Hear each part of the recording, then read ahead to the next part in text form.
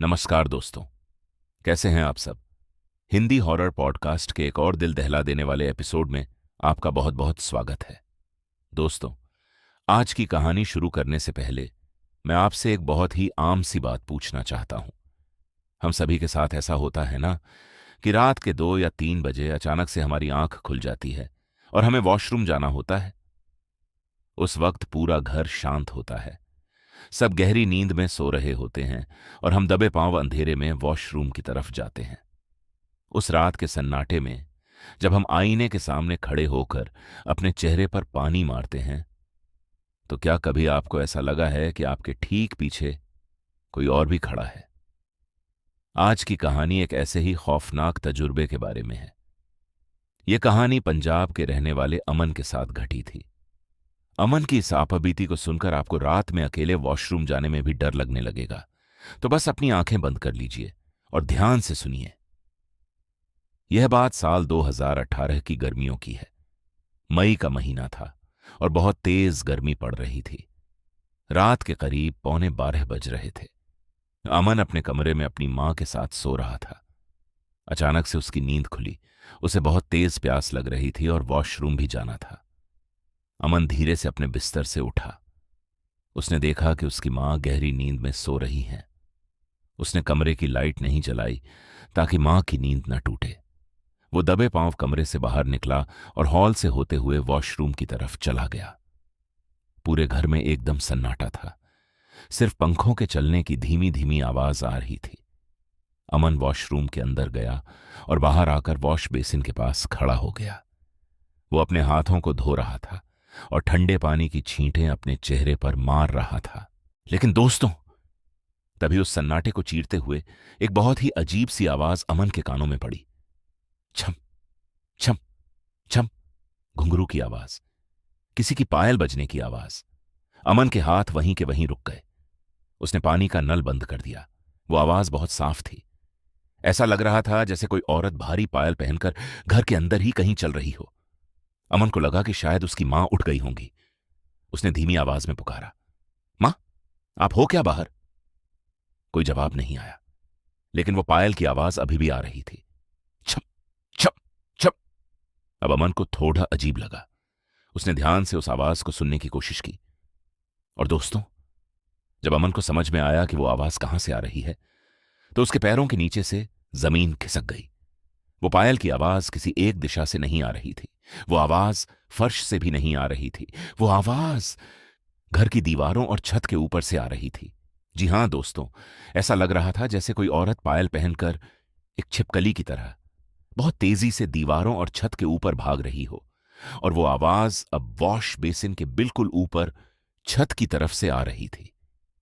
अमन ने डरते डरते अपनी गर्दन ऊपर उठाई, लेकिन दोस्तों, छत पर कोई नहीं था। वहां सिर्फ अंधेरा और सन्नाटा था। लेकिन वो पायल की आवाज छम छम पूरे 5 मिनट तक उस वॉशरूम के बाहर गूंजती रही। आवाज कभी इस दीवार से आती तो कभी उस दीवार से, जैसे कोई छिपकली की तरह रेंगते हुए पूरे घर का चक्कर लगा रहा हो। कोई आम इंसान होता तो शायद डर के मारे चीख पड़ता, लेकिन अमन अपनी जगह पर बिल्कुल सुन्न खड़ा रहा। उसने खुद को बहुत समझाने की कोशिश की। उसने सोचा कि शायद रात के 11:45 बज रहे हैं। आधी नींद में होने की वजह से उसका दिमाग उसके साथ कोई खेल खेल रहा है, या शायद किसी पड़ोसी के घर से कोई आवाज आ रही होगी। किसी तरह हिम्मत जुटाकर अमन चुपचाप अपने कमरे में वापस गया। उसने दरवाजा बंद किया और अपनी मां के बगल में अपने बिस्तर पर लेटकर सो गया। लेकिन दोस्तों, कभी कभी असली खौफ हमारी बंद आंखों के पीछे हमारा इंतजार कर रहा होता है। अमन जैसे ही सोया, उसे एक बहुत ही अजीब और असली लगने वाला सपना आया। सपने में उसने देखा कि सुबह का वक्त है, कमरा बिल्कुल वैसा ही है, और वो अपने उसी बिस्तर के पास खड़ा होकर अपनी मां से किसी बात पर चर्चा कर रहा है। सब कुछ इतना असली लग रहा था कि अमन को एहसास ही नहीं हुआ कि वो कोई सपना देख रहा है। अपनी मां से बात खत्म करने के बाद अमन कमरे के दरवाजे से बाहर हॉल की तरफ जाने के लिए मुड़ा। वो दरवाजे से मुश्किल से 2 फीट की दूरी पर ही खड़ा था कि तभी उसके कदम वहीं जम गए। उसने देखा कि कमरे के दरवाजे के बिल्कुल ठीक बाहर एक लड़की खड़ी है। उस लड़की की उम्र करीब 16 या 17 साल रही होगी। उसने जो कपड़े पहने हुए थे वो पूरी तरह से फटे हुए और बहुत ज्यादा मैले थे। ऐसा लग रहा था जैसे वो सदियों से उसी जगह खड़ी हो। लेकिन दोस्तों, सबसे खौफनाक बात उसके कपड़े नहीं थे। सबसे डरावनी बात यह थी कि उस लड़की के सारे बाल उसके चेहरे के आगे गिरे हुए थे। वो बाल बहुत लंबे थे और उसके शरीर से बिल्कुल चिपके हुए थे, जैसे वो पानी में पूरी तरह भीग कर आई हो। उसके उन बिखरे और गीले बालों की वजह से उसका चेहरा बिल्कुल भी दिखाई नहीं दे रहा था। अमन उसे देखकर बुरी तरह घबरा गया और तभी वो फटे कपड़ों वाली लड़की बिना कुछ बोले धीरे धीरे अमन की तरफ चलने लगी। दोस्तों, जब वो अमन की तरफ बढ़ रही थी तो उसके पैरों से कोई आवाज नहीं आ रही थी। न उसके चलने की आहट थी, न किसी पायल की आवाज। बिल्कुल मौत जैसा खामोश सन्नाटा। अमन सपने में ही इतना डर गया कि वो पीछे की तरफ भागना चाहता था। वो अपनी मां को आवाज देना चाहता था, लेकिन उसका शरीर पैरालाइज हो चुका था। दोस्तों, क्या आपने कभी स्लीप पैरालिसिस महसूस किया है? जब आपका दिमाग पूरी तरह जाग रहा होता है, आप सब कुछ देख और सुन सकते हैं, आप चीखना चाहते हैं, लेकिन आपके गले से कोई आवाज नहीं निकलती। आपका एक हाथ तक नहीं हिलता, जैसे किसी ने आपको भारी जंजीरों से जकड़ दिया हो। अमन की भी बिल्कुल वही हालत थी। वो फटी हुई आंखों से उस लड़की को अपने पास आते हुए देख रहा था। उसकी सांसें अटकने लगी थीं। सपने में उसकी मां उससे पूछ रही थी, क्या हुआ अमन, तू ऐसे बुत बनकर क्यों खड़ा है? लेकिन उसकी मां को वो फटे कपड़ों वाली लड़की बिल्कुल नहीं दिख रही थी। अमन अपनी पूरी ताकत लगाकर अपनी मां को इशारा करना चाहता था कि भागो यहां से, लेकिन उसका शरीर हिल ही नहीं रहा था और वो चेहरा छुपाई हुई लड़की अब अमन के बिल्कुल करीब आ चुकी थी। वो लड़की जैसे ही अपने ठंडे हाथ अमन की तरफ बढ़ाने वाली थी कि तभी एक जोर का झटका लगा। अमन, उठ जा अमन, क्या हुआ तुझे? पसीने से क्यों भीगा है? अमन की आंखें झटके से खुली। उसकी सांसें बहुत तेजी से चल रही थीं। उसका पूरा शरीर पसीने से तरबतर था। उसने देखा कि सुबह हो चुकी है। सुबह के 7:30 बज रहे थे और उसकी मां उसे दोनों हाथों से पकड़कर जोर जोर से हिला रही थीं। अमन ने एक गहरी सांस ली और सोचा कि शुक्र है भगवान का, वो सिर्फ एक बुरा सपना था।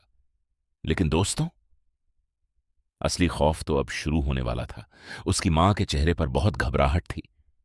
उन्होंने अमन को ऊपर से नीचे तक देखा और एक बहुत ही अजीब सवाल पूछा, अमन, तुझे कहीं कोई चोट तो नहीं लगी?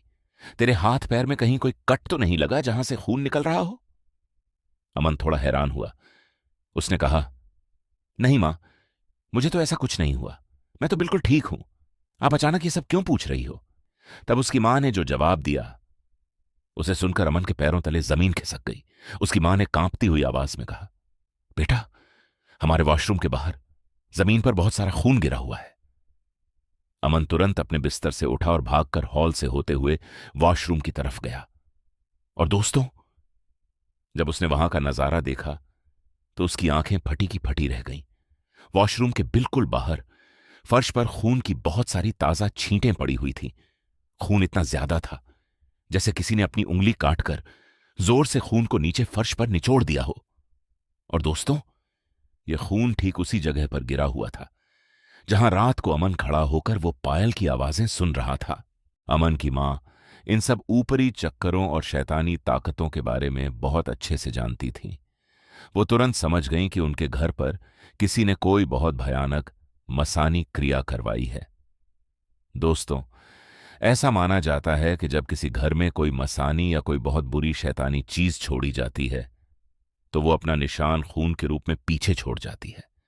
रात को छत पर रेंगती हुई वो पायल की आवाज और फिर सपने में आई वो फटे कपड़ों वाली बिना चेहरे की लड़की, वो सब कोई भ्रम नहीं था। वो उस मसानी का साया था जो उस रात अमन के बिल्कुल करीब आ चुका था।